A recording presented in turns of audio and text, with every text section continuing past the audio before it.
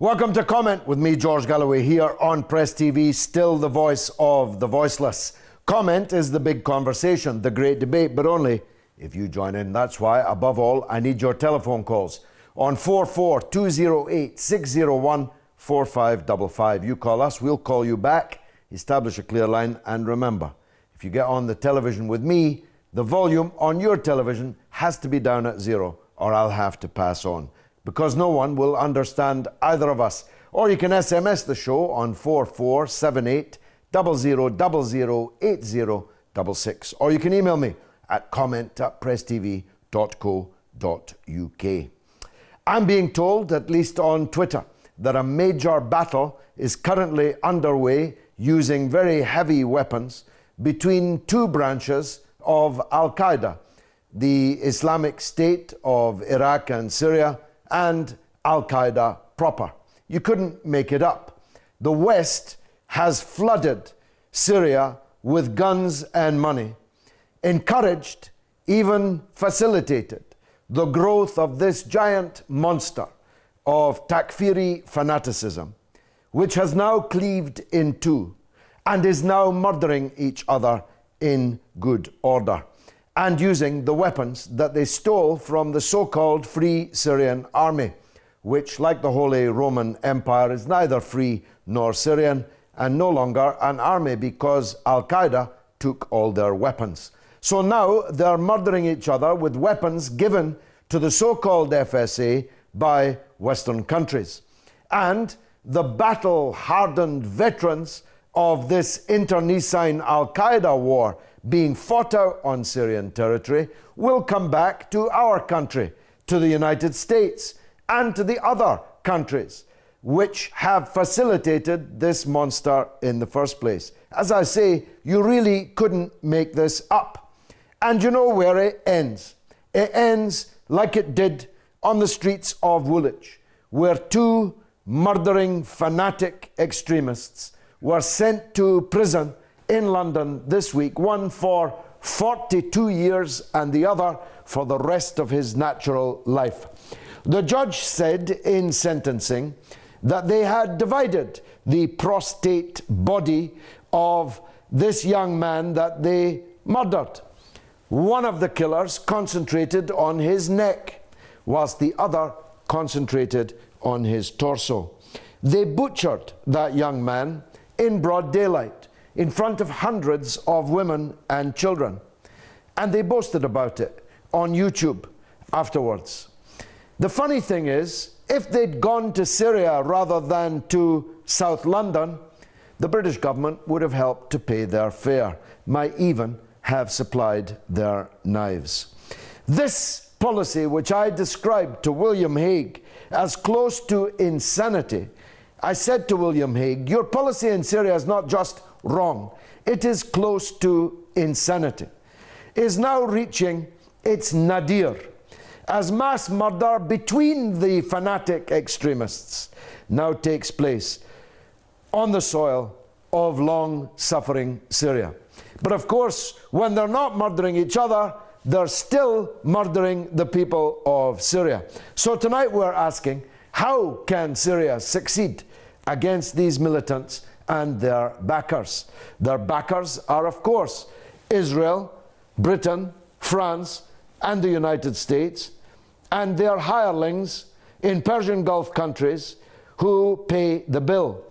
The decisions are made in Tel Aviv and in the Western metropolis, but the money is paid from satrapies in the Persian Gulf who are, frankly, ordered to do so. And this cleavage that I'm talking about tonight in the ranks of the extremists is, of course, also going to backfire on those who are paying the money. Because be sure, that these same head-chopping, throat-cutting, heart-eating maniacs will one day appear on the streets of Riyadh and other parts of the Persian Gulf Arab countries. And Israel is also involved in Lebanon. Israeli-backed fanatic terrorists, imagine, are blowing people up via car bombs and other terrorist atrocity in Lebanon in the hope of provoking sectarian upheaval and war in Lebanon so that Israel can more easily re-invade that country. But not content with assisting the terrorists on the ground, what they call Israel is now bombing Lebanon again from the air, making as clear as could possibly be the pincer between the fanatics and the apartheid state in which Syria and Lebanon are now trapped. But the Syrian and Lebanese people are more than capable of resisting and fighting back. So we're asking tonight, what should Lebanon's response be to their territory being actually bombarded by the Israeli Air Force? There's no reports of how many were killed or maimed, but it was a clear act of war on the Lebanese state. Now that state also has within it people who insist that Lebanon's resistance, the national army of resistance in Lebanon, led by Hezbollah, should disarm, should destroy their weapons. Who then will defend Lebanon from Israeli aggression, attack, and reoccupation? If not the resistance, then who?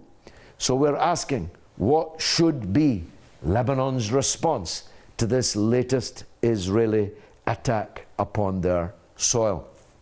Those are the questions tonight. I've laid out my own point of view.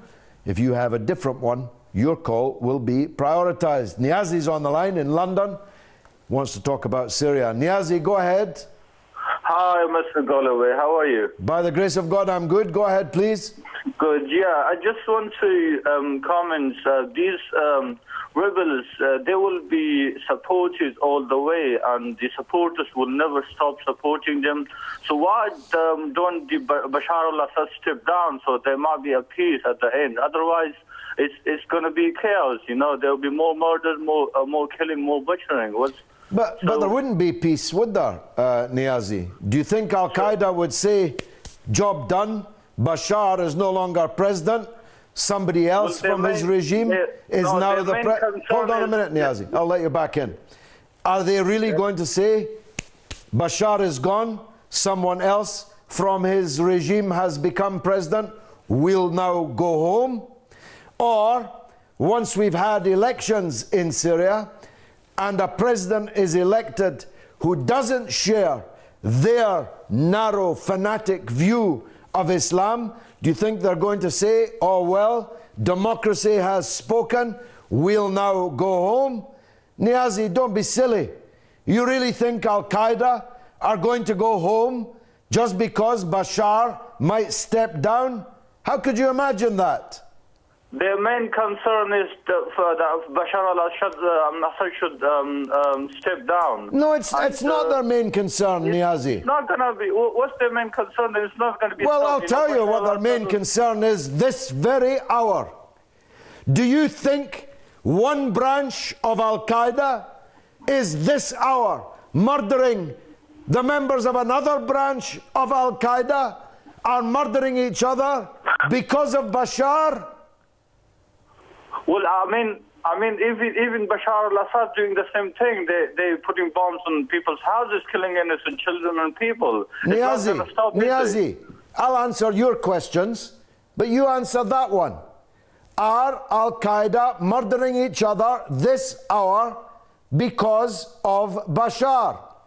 Well, then again, it comes to Western countries or the Arab countries who they're supporting. Then they shouldn't support the people who are killing innocent people. But they are the people. They, according to the New York Times, which is not a Bashar al-Assad publication, 80% of those fighting in Syria are affiliated to one or other of the al-Qaeda franchises. According to Jane's Defense Weekly, the Bible of the military-industrial complex is 50%. Whether it's 50 or 80.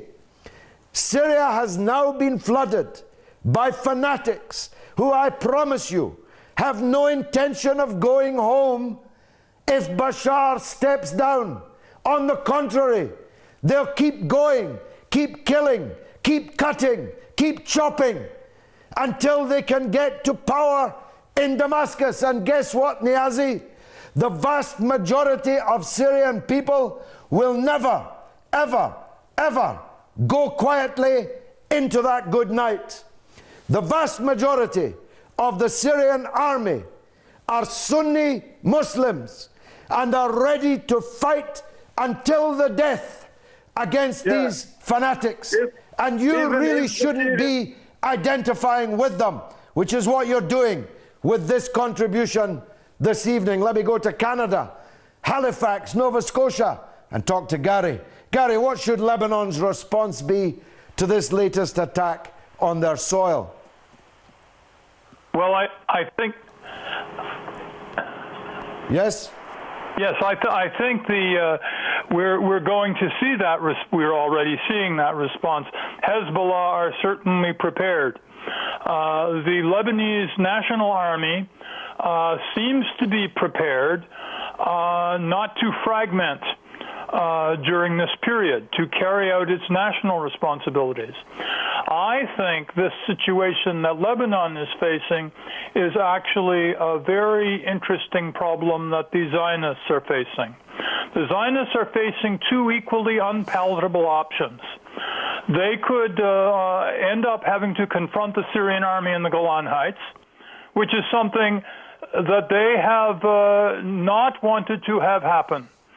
Or, second alternative, they could trap Hezbollah into retaliating against an attack, but before the so-called Israeli Defense Forces are actually fully prepared defensively in their home bases in Israel. And we know that, or it seems to be pretty well established, the Israeli army accepts it, that Hezbollah is very well armed with every kind of missile you need to cause quite a lot of havoc. So the moment that the Israeli forces get drawn into the Golan Heights, and I can see that coming, that could be a moment of truth for the whole struggle against the Zionist occupation in Palestine. Because, of course, George, we've seen this before, that when the push comes from one section of Palestine, all the rest of Palestine joined in. That fight, the 9-day war in the autumn of 2012, it didn't take long before the West Bank was involved, even though it was the Gaza Strip that was taking most of the hit. Well, you're absolutely right, Gary, and the apartheid state is following a perilously dangerous course because they are assisting the development of this fanatic extremist army in Syria. They are involved in assassinations on Lebanese soil. They are involved in assisting logistically the terrorist campaign seeking to destabilize and break up Lebanon into warring sectarian statelets. They are now involved in bombing Lebanon again. And yet, this monster that they have been a part of creating may very well devour them.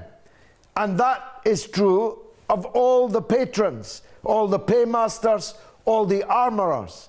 It's really difficult, Gary, to work out what kind of lunatics are in charge of this asylum, don't you think?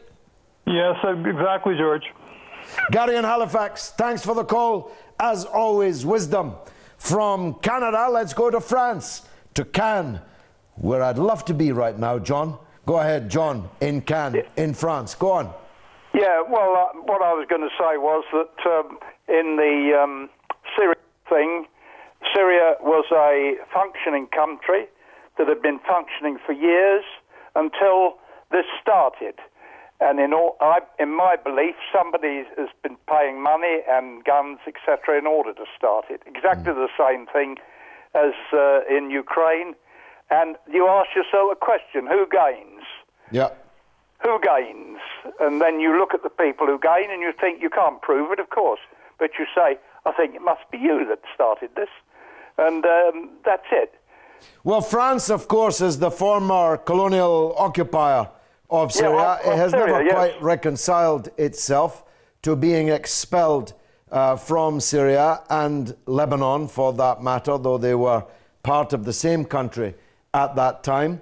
And Britain, of course, as the principal European empire over the last century or so, has never reconciled itself to being the tail of the American dog, which it currently is. And the United States, of course, is the head of the dog. If a dog could have two tails, in this case, France and Britain are the tails. And of course, all three of them have instructed their satrapies in the Persian Gulf, those filthy rich, tiny Bedouin states, to shell out the money, John. They're paying for all this blood. Somebody is. And the answer is that there's money being spent, and somebody's spending that money in order to cause trouble. Well, there's no doubt about where the money's coming from. Both. Well, I mean, my guess would be America, of course.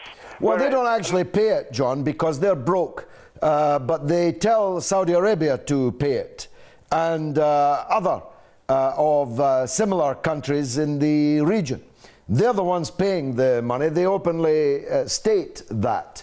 And the British and American money is supposedly going in non-lethal military aid, which of course can be anything from the trucks to transport the fanatics to go and kill, or the radios with which the fanatic murderers communicate with each other, or the body armor with which they try to protect themselves against the Syrian Arab army.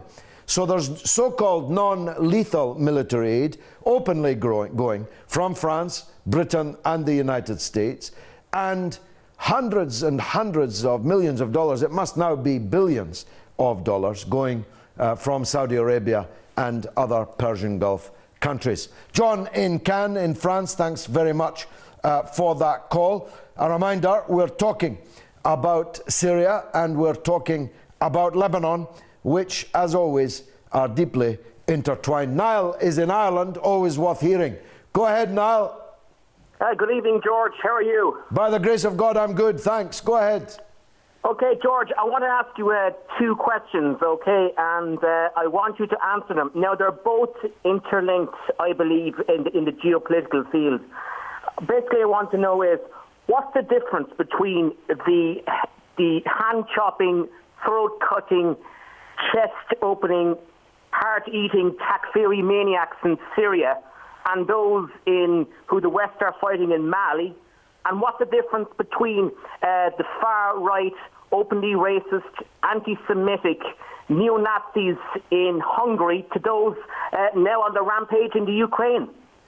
Well, Niall, I couldn't have put that better myself. And indeed, the first part of your question, I did put myself directly to David Cameron, the Prime Minister of the United Kingdom, in the House of Commons at Prime Minister's Questions just a few months ago.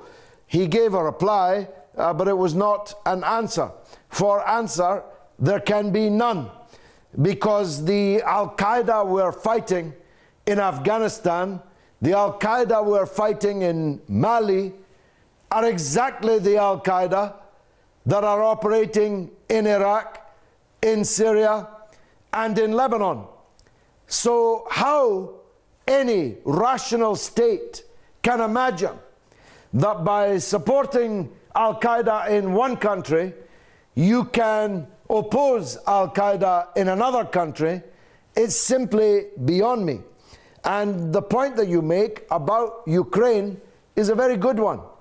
When you think of the energy that is put in to finding a loose word or phrase that can be characterized as anti-Semitic, spoken or written by any Muslim anywhere in the world, and then compare it to the openly fascistic anti-Semitism of the Ukrainian opposition, now government, who openly, in all their publications, in all their public speeches, in everything they say and do, are pogromists, are Jew haters, are anti-Semitic racist fanatics.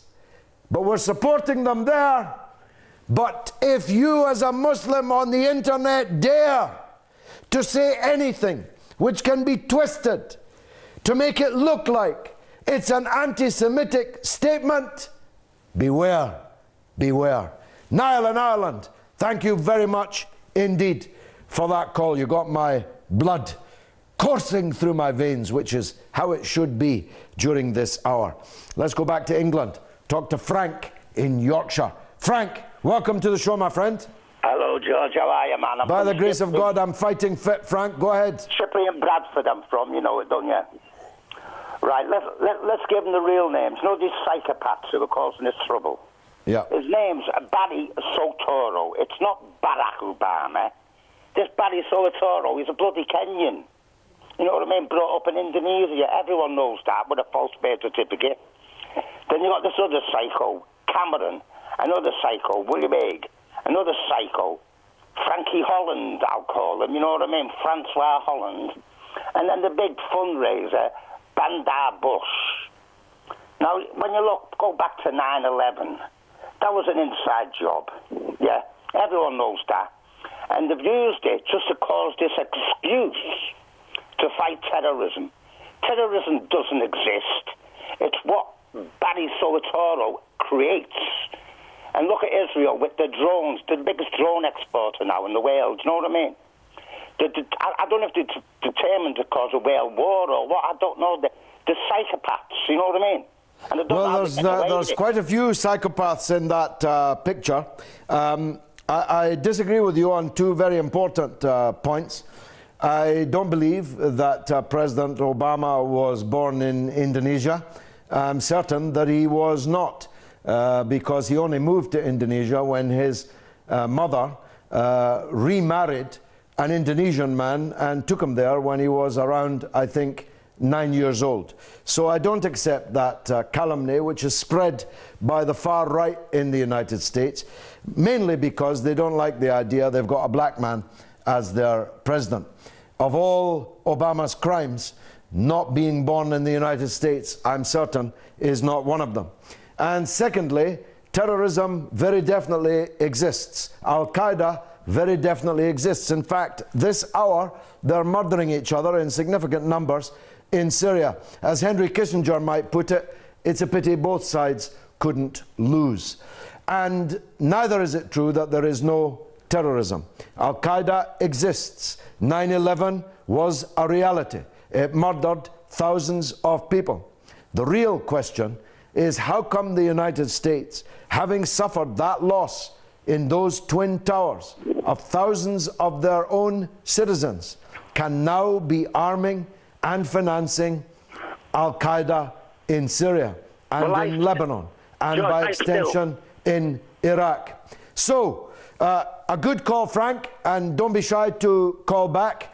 Just because I disagree with you doesn't mean you're not welcome here on the show. Just a reminder about the questions. We're asking what Syria can do to repel these fanatic extremists who are destroying their country, and how they can prevail over the backers who are paying for it all? And what should Lebanon do about the attack by air openly carried out by Israel this week? Is the Lebanese state able, or will it have to be the resistance? I'll be back very, very soon. Don't go away.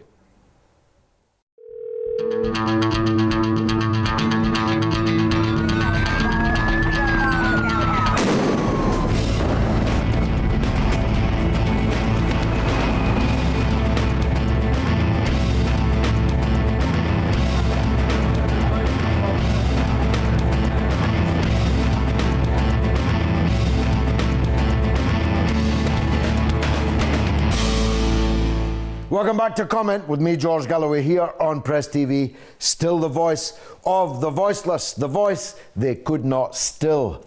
We're asking tonight here on Comment, how can Syria succeed against the militant fanatics who have torn the country and 100,000 or more Syrians apart, sent millions into exile as refugees? How can Syria succeed against them and their backers, those Bedouin statelets, satrapies in the Persian Gulf who are paying for the whole operation? And following the Israeli military aerial assault upon Lebanon this week, what should Lebanon's response be? Is the Lebanese state capable of responding to this aggression from its southern neighbour? Or will it have to be the Lebanese resistance that do it? That very same Lebanese resistance that those now in power in the state in Lebanon demand should disarm themselves, should liquidate, dissolve themselves, leaving Lebanon as defenseless against Israeli aggression as it was in the past. Let's go to Libya, another of the great Western imperialist success stories, and talk to Abdullah. Abdullah, what should Lebanon's response be? Abdullah has been dropped. We lost his line in Tripoli. That's a pity, because I do like to hear from people there. Of course, NATO bombarded a regime change in Libya, and now the country is not one but 3 or 33 different emirates, and more people are being massacred every day there. Mohammed's on the line though in Birmingham. Let's hear from him. Mohammed, welcome. Welcome, George. How are you? By the grace of God, good, Mohammed. Thanks. Go ahead. Okay. George, I just want to mention one thing, the situation in Syria and Lebanon. Yeah. I just want to mention who is behind this. I was really looking at a shocking video by an American army officer who was there involved in attacking Afghanistan and Iraq. He goes with the word that he went down to his office and his senior commanding him showed him that they have a plan to destabilize Middle East. And they started off with Afghanistan, Iraq, Syria, Lebanon, Sudan, Somalia, and Iran. This is their plan. They want to destabilize 7 Muslim countries in 5 years. I just want to say that this is just a hand of America with different faces, which are being put forward to the people. And the Muslims, those who are destabilizing the people, they're not caring for democracy. They're just suffering by their own hands. I must say this. Well, that's exactly my point to an earlier caller, Mohammed. Does anybody really think that al-Qaeda, who are now killing each other this evening in huge numbers with heavy weaponry, care anything about democracy? Does anybody really think that they would accept a democratic election in Syria, electing a president and a parliament? Does anybody imagine that al-Qaeda cares anything about democracy, or that they'd pack up and go home if only Bashar would step down and fly out, as a foolish caller said earlier? It's absurd, Mohammed. These people are in it for the blood and the money and the power, and they'll die and kill until they get it. The real question, Mohammed, and I ask this of Muslims everywhere in the world, when will you stand up and see that those who hate Islam are dividing you on a false, fake basis, are setting you against each other to kill each other whilst they steal your things, whilst they rule the holy mosque of Al-Aqsa in Jerusalem and undermine it, whilst they steal the oil and the gas that God gave to the Muslims. Can't you see that? That's what I ask, Muhammad. You can see it. But there must be many Muslims watching this who know others, who are fooled by this rubbish, who are ready to kill each other over which way your hands should be, making salat, whilst the enemies of all the Muslims are preparing to cut the arms off of the Muslims. Muhammad, what do you say? Yeah, George, I just want to say, the points which you have raised have really suffered my thinking, to be honest to you. The points which you have made is reality, which is bitter. To be honest to you, if you go the other way around, the people at this stage are not caring for the humanity. They're just using the name of Islam. Those who are keeping beard, they just know the word that Islam has said. Islam has defined hypocrisy as well. Who are the hypocrites? They will keep beard, they will read namaz, they will do everything, but they will be against the Muslims, they will be killing each other. At this point, the Muslims should realize, I'm just conveying a message through your program to all of the Muslims who are listening to this. Don't just scare for the fakes, for the people who are, whether they're Salafis, whether they're Sunnis, whether they're Shia, whatsoever they are humans. At least they're going to be responsible to Almighty Allah, not you. And you need to care for the humanity, not for the fakes. And this is what I wanted to mention. They're just going to destabilize. Well, it's a very powerful argument that you make, Muhammad. I've got two responses to it, but I want to come back to you, so stay on the line. The Central African Republic is currently witnessing a massacre of Muslims. Are there any jihadists on their way to their defense? The Muslims in Myanmar and Burma, the Rohingya people, are being massacred in Burma. Are there any jihadists on their way to Burma to defend them? No.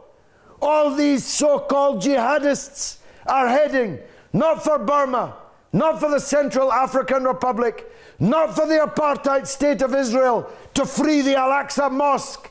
They're heading for Syria to murder other Muslims for the edification and the entertainment of the supporters of the apartheid state in the first place. And my second point relates directly to what you just said. These fanatic murderers in South London who went down at the Old Bailey for the rest of their lives, more or less, this week, their defense was that they butchered this young man as servants of Allah. Who gave them the right to butcher human flesh in the name of God? Which part of the Quran, which part of the Sunnah gave them the right to butcher human flesh on the streets of London? There is no word, absolutely no hint that such behavior is tolerable in Islam. Now tell me this, Muhammad, before you go. How can Syria succeed against these people? Tell me what you think. The clear and the precise point, David. The Syrian people, the people within the Syria, they are being called rebels by the government and other Muslim communities.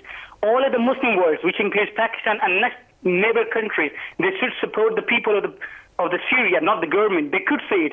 All of the Muslims need to unite because they are Muslim and they need to care for the other people as well. All of the governments who are there, they shouldn't care for their power. They should care for the reality, for the truth. They should go forward and support the people of the Syria and just stand against the government of the Syria. This is how this is going to be resolved. Otherwise, it is going to be same conclusion which is going to be concluded, same as Iraq, Afghanistan, Lebanon. All of the things are going to be demolished there. Then they will realize that they are done wrong. and the time has gone now. Amin. Muhammad in Birmingham, thank you. Let's go to Arabia and talk to Samir. Samir, welcome to the show, my friend. Hello. Yes, Assalamu alaikum, welcome. Hello, this is George Galloway? Yes, you're on the air with George Galloway. Now everyone's listening to you around the world. Go ahead. Yes, I'm Mr. George Galloway. It looks like this about tonight's episode. It's about the Syria and what's our suggestion how to respond, or Hezbollah, something like that. But indeed, Mr. George, it's not like that. We must talk about the picture from from outside. I think this is the beginning of something very bigger. It's not related now to Syria or Hezbollah or Iran, something like that. I think all the world will be shared in such like these things. The world will be divided to two parts, in my opinion. You see, part of it because it will not. No longer, it will keep neutral to what's happening because she's lost territory in the world, you see. And now you see that the China and the Russia, they are close to each other, and the North Korea, and the other part, the Western world. So I think now we are close to war between two parties. That's in my opinion. Well, I don't think 1.7 billion Muslims can be neutral. They can be on the side of the United States, Israel, and the former European colonial powers like France and Britain, or they can be on the side of those who oppose them. In the case of Arabia, from where you are calling, the choice that the government there has made is clear. They are a part of the Western Israeli axis. I call it an axis of evil. That's not what your government calls it in its secret diplomacy between Bandar Bush and Netanyahu. They are now in full alliance together. I don't believe the people of Saudi Arabia are neutral in that question. I know many Saudis. Many thousands of Saudis follow me on the internet, on Facebook and Twitter and elsewhere. The vast majority of Muslims in Arabia are not neutral in that conflict. They are against the apartheid state. They are against the foreign occupation of Muslim countries. They are against the murder and massacre of Muslims in the Central African Republic, in Myanmar. They are against the occupation of Palestine. They're not neutral, Samir. I don't understand your point about neutrality. Go ahead and answer me. I think, hello? Yes. I thought, in my opinion, because the situation in the world now very, very dangerous in all of the world. You see, there is many collapse point in the world, in Syria, in Lebanon, and in Afghanistan, and in Iraq. It will not be as it is. Okay, Samir, you're breaking up, but thanks very much for the call. Greetings to all my friends in Arabia. Joseph is in London on the Lebanon question. Joseph, welcome. Hello, Mr. Galloway. Hello there, sir. Go ahead. How you doing? Yeah. What's happening in Syria basically is disgusting, and it's not fair what's happening. And if I was capable, I would try to even go to Syria and try to fight beside what you call the Syrian army. That's what I really believe, because what's happening in that country, they are destroying, they are killing the Christians. They're just killing, they're just massacring. Well, there's a story I was reading tonight, Joseph, that the al-Qaeda franchises in the areas they occupy in Syria are now basically demanding protection money from the Christians who have lived there for millennia. Some of them speak the language of Jesus himself. They are demanding money, or they are killing the people who cannot or will not pay. It's a protection racket so brazen that many of the Sunni Muslims in the towns and villages where it's happening are beginning to resist it and rise up against it. They cannot tolerate Syrian Christians who have been with them for millennia being treated in this way. Give us your money or your life. That's what's happening now, this day in Syria. Joseph, the floor is yours. Okay, I also want to say that what's happening about in Ukraine, that country, if the world doesn't step back, what's actually happening? It's like it's a triple-edged sword, or it's like we're nearly that day of a nuclear war. And if the Zionists who are plotting, well, I'll tell you what, Joseph, it's nothing to do with the Zionists. It's nothing at all to do with them. But President Putin has not spoken yet. But when he speaks, everybody in the world will hear it. Najib is in Iran, and he's welcome too. Najib, go ahead. Najib.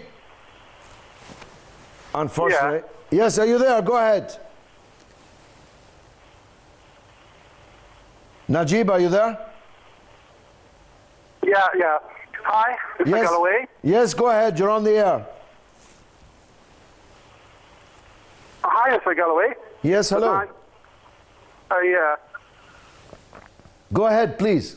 Yeah, I'm calling from Iran. I just wanted to talk about Syria. And,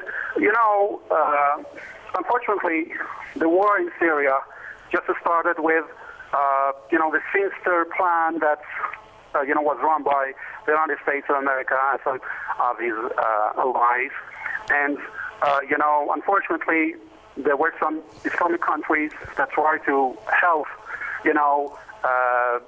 those countries. And unfortunately, it made a lot of blood in Syria. And unfortunately, a lot of people were killed in that country and wandered, in other countries, unfortunately. But, about your question, you ask about there, some solution to this problem and how the people in Syria can do this. I think that the only way to do this is to, unify. I think that the people in Syria, they themselves should, resolve this problem and this issue. And I think that no other country can help them except themselves. And I think that if they themselves, well, I don't know. Other countries are helping them. Najib, Iran is helping them. A section of the people of Lebanon are helping them. Russia is helping them. China is helping them. And they are prevailing. They are winning. But the real reason they are winning is because the vast majority of the Syrian people refuse to be divided on sectarian confessional lines, on ethnic lines. The vast majority of people in Syria want the Syrian Arab Republic to continue. They want change, no doubt. They want democracy, no doubt. They want political progress, no doubt. But they don't want to see the destruction of their country, their ancient, historic, sacred, precious country.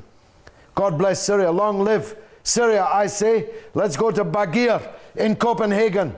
Bagir, go ahead, sir. Yeah, hi, George. The apartheid state of Israel is very desperate because the way they attacked Lebanon this Monday night was because they are seeing that Hezbollah and Syrian army are now advancing against a very divided Takfiris in Syria. So, yeah, that's the reason for why Israel attacked them. And, yes, that's the reason why. But what should Lebanon do? Well, I'll say that Hezbollah are already, again, together with the Syrian Arab army, responding to that by defeating the Israel's allies, the rebels. Very good call. Syria. Very good point. Bagir, I'm pressing on because it's late and there are many, many people on the line. But thanks. Brilliant call. Khalid is in Kuwait. Better hear from him. Khalid, welcome to the show. Thank you, Mr. George. Welcome, sir. Go ahead. My comments regarding Lebanon and Syria. You had asked the question, what should they do? Yes. What I'm surprised is that, if you remember, a few months back when the Syrian crisis was beginning in its early stages, that was the time Russia wanted to get involved, and because of the American forces landing and everything stopped because of Russia's involvement. Yeah. Why cannot Syria officially request help from Russia? That is the only power standing in front of America, nobody else. Well, it's a very good point, Khalid. I suppose you don't ever ask a question in public unless you know the answer. It's, I think, asking too much of the Russian state, especially now that in retaliation for Russia's role in defending Syria is now under real pressure on its western flank in the Ukraine. It would be asking too much for a formal military intervention by Russia. And if there were such an intervention, it might make matters worse. What is happening is that Russia and China are defending Syria on the diplomatic level and maintaining their military political ties with the Syrian Arab Republic, and Iran and Hezbollah, but above all the Syrian Arab army, are shouldering the burden and winning the battle. Pray for their success, Khalid. Last call is from London. Shukri. Go ahead, Shukri, go ahead. Shukri. Yeah. Good evening, Mr. George. Good evening, sir. Go ahead, quickly. Mr. George, you know, I'd like to have a comment about Syria, which is happening in Syria. Yeah. Taking into the Syrian people, the way they die, you know, absolutely is horrifying me. In the same time, don't you think this war is going to the Lebanon as well? Because Israel start bombing the Lebanon? And secondly, don't you think is lose of the Takfiri in the Syria is a consequence of the get rid of this dark age, mad, evil government in the Saudis? I would like to hear your answer. Well, there is a dark age regime that rules over the two holy mosques. And what did the Muslims do to deserve such dark age? Hypocrites to rule the land of the Prophet himself. How can the Muslims follow such hypocrites who are claiming to be Wahhabis whilst filling the casinos and the bordellos of Western countries whenever they can get out of the country and tear their headdresses off? How can Muslims support these people doing the dirty work of the United States, Britain, France, and Israel? How can any Muslim not see what's happening? How can they be blinded by this sectarianism? That's the message of this show tonight, and I hope people will think about that. Hello, just comment your name and the place you left that number, and just make sure that your television volume's set to 0, so maybe 0, 0. Can you spell your name for me? Yeah, I know. You redirect me put through the phone number, and then we'll call you back. Comment, and then can I have your telephone number?